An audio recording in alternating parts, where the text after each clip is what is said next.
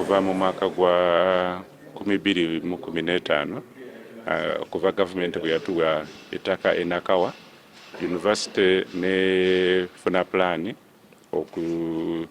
okuzimba eddwaliro lye basomesezaamu nga bwe lwali liyise mu lulimi oluzungu University Teaching Hospital, nga ate wamwawo bwe tuzimba ne facilities oba ebizimbe oba ebikozesebwa mu kusomesa programs za university.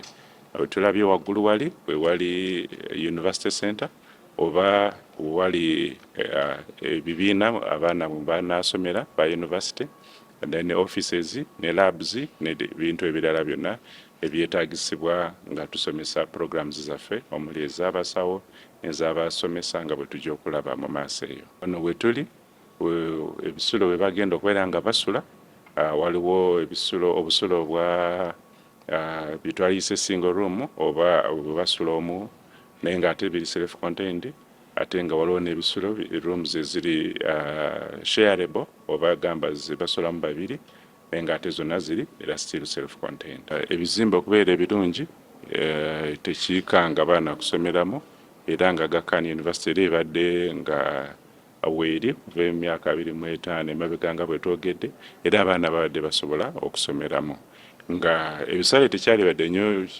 kyakubakanga era tekikanga, ate nga ne scholarship weziri era okubayambako ababa balemereddwa.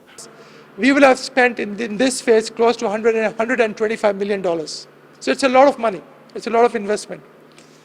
And we are grateful to His Highness the Aga Khan, past and present, for their contributions.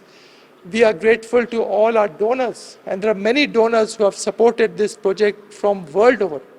And many of them, you'll be happy to know, were Ugandans who left the country many years back and were very successful in the West, and they have decided to contribute back to Uganda. This would be our VC, that is the Vice Chancellor, and the Provost Tania would be our DVC.